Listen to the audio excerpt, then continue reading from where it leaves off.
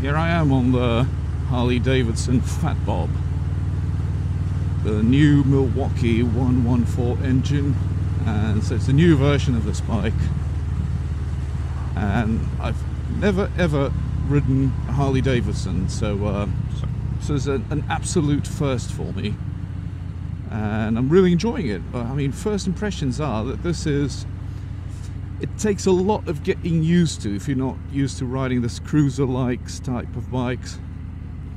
So it takes a lot of getting used to the riding position. I've been riding it for about an hour now, and I decided not to start the video until I really got used to it, because there's a lot of details that you need, a lot of things that you need to get used to. Like I said, first of all, it's the sitting position and your legs and feet. So they're stretched all the way, well, not all the way, but stretched to the front of the bike where the footrests are, and where the rear brake lever is, and where the gear shift lever is on the front.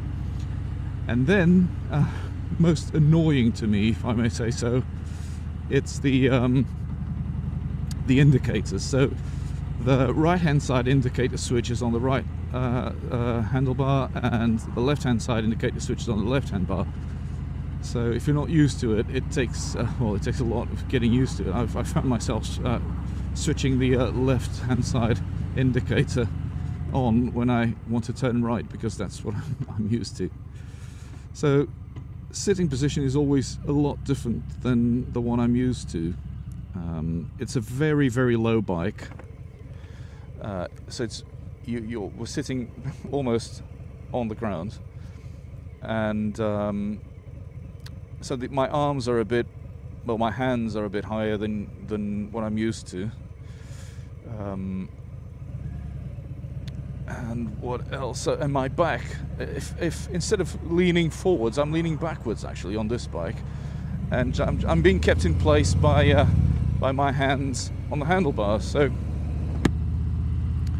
it's a very, very different riding position. It's taking its toll on my back now, so that's another thing that I need to get used to, because it's not an easy position. What else? But yeah, this is the 2018 model of the Harley-Davidson Fat Bob, and it comes with the new version of the Milwaukee engine, the Milwaukee 8. This is the 114 cubic inches. That translates to, I think, 1,868 cubic centimeters, and it has around 90 brake horsepower. I'm not really sure about the power and torque figures. It has about around 90 it's something brake horsepower, and torque. That's where this engine kind of shines, really, because it's so torquey. And again, I don't know the exact torque figures, but in the high hundreds. So I would say around, I think I saw something about being in 160 or 170 mark, but again, not sure. I'll put the right numbers up on the screen for you. This particular bike is almost 100% stock, except for the slip-ons. It comes with Vance & Hines. This one's equipped with Vance & Hines slip-ons to give it this throatier sound. The engine itself is very, very noisy, so in my opinion this bike is a bit too noisy. I'm not used to it. To be honest, I really don't like it in that sense. It's a bit too noisy. The engine sounds great. The slip-ons, the Vance & Hines, they sound great, but just a tad too loud for me. So I'm not really sure about that. At low speeds, the engine feels very, very much agricultural.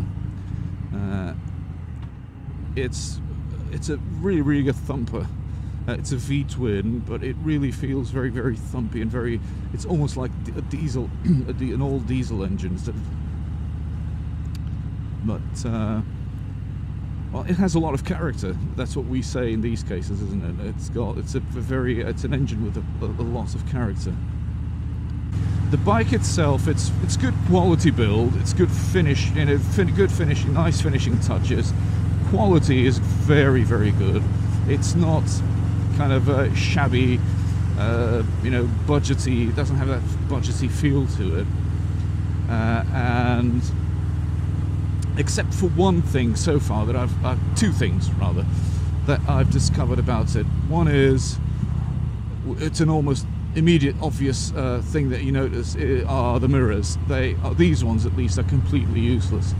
I sat on one of these in London in the bike show in February, and it had the mirrors flipped upside down, so the mirrors were somewhere over here. You just need to get used to it really, but I think that it will give you a clearer picture view of what's going on behind you. These ones are useless. I can only see my arms and shoulders. I've tried adjusting them, but to no avail really. I have to really turn to see what's going on behind me. Turn my head really. So that's one thing.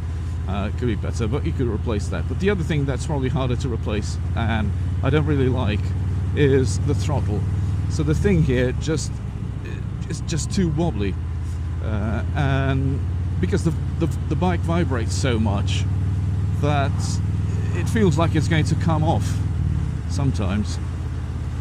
That's another down for this bike. It's a bit too vibey because of this massive engine, this massive V-twin just sitting down there as part of the frame, and all those vibrations they just flow all over the frame and to the handlebars, to the foot pegs.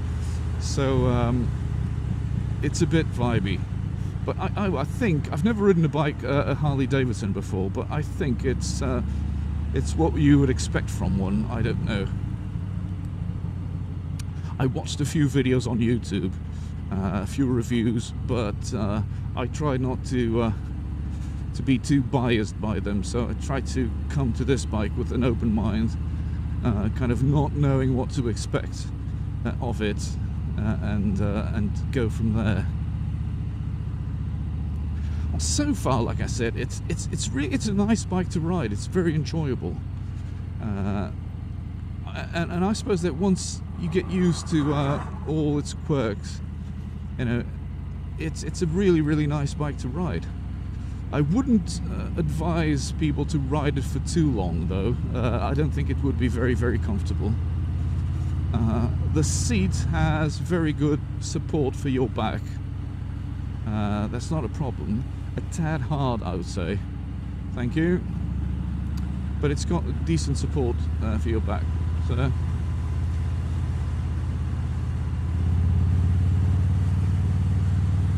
I do like the way the engine sounds and the pipes sound before they start getting too loud. I hope the microphone can pick it up well. I'm not sure. So we're arriving in Farringdon now. Almost at the dealership.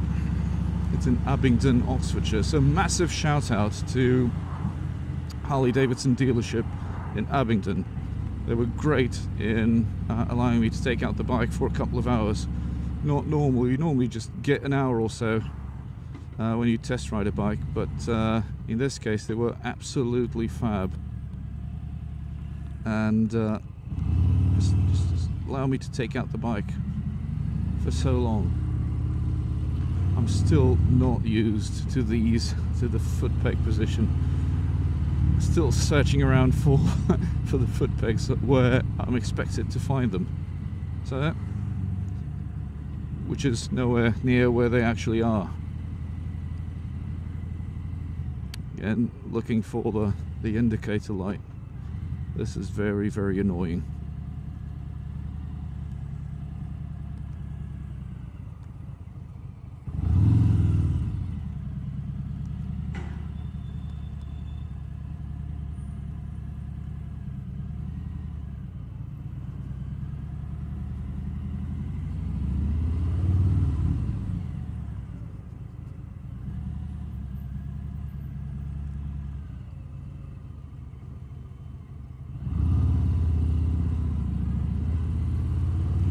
Again, bit of local disturbance.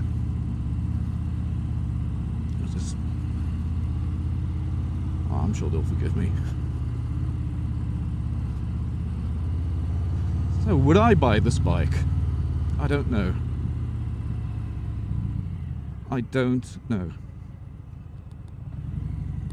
That's the main question, really, when you go out on these test rides. Would I buy it? I would certainly not replace the GT with it, that's for sure. But if I could afford a second bike, would I buy this? I don't think so. I mean, riding it is a pleasure, but it's just that there's too many things that I have to get used to, and I'm not really into the kind of road cruiser type bike. And comparing this bike to the BMW R1200R, for instance, well, I can't compare them, they're completely different, but comparing the experience that I get from both of them, I'm not sure I'd buy this bike.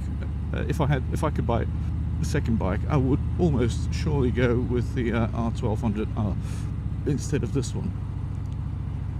I don't know. The thing about the Harley is that much more than with the BMWs, is that there's this whole culture around it, really. Going into the Harley dealership in Abingdon, it's the only one I've ever been to, so my experience is quite limited. But going in there and looking what's all the merch that's on there for sale, and you know the popular notion of what Harley-Davidsons are and what the type of people that ride Harley-Davidsons. There's this whole culture around it, which I think can be quite appealing to people, as well as the bikes themselves. But I'm not really into that type of thing, not because of it's a Harley or because it's a BMW. It's just not me. I'd rather just ride the bike and live the experience, and I don't try to feel part of something. But I appreciate that might appeal to a lot of people. So I think that if I were to buy this bike for itself, I don't know, I probably wouldn't. Please forgive me, you Harley fans that may be watching the video. It's a great bike, don't get me wrong. It's lovely to ride, but from the pure standpoint of the machine, this type of bike has too much that I would need to get used to. And some of the things I don't really appreciate. One is, for sure, the agricultural nature of the engine. So it's all the vibrations that are coming through the whole bike, not just the foot pegs or just the handlebars. It's the whole bike that shakes. Maybe it's just this one model, I don't know. It's a lovely engine, and it's got the torque right where I like it. It makes for a very, very easy ride, just like I like to ride. But there's something about it that I don't know. It might feel a bit contradictory to what I've said initially about it, but I don't know, it's mixed feelings. I don't think, for now at least, that I would buy it as a second bike if I could afford one. Alright, I'm almost there. 10-15 more minutes. I'm just going to enjoy the rest of the ride to the dealership. And as usual, I hope you've enjoyed the video. Don't forget to watch, like, share, subscribe, comment, and just leave your thoughts. They're very, very much appreciated. I'm sure you all know that. And yeah, that's it. Hope you've enjoyed the video, and I'll see you on my next one. Ta-ra!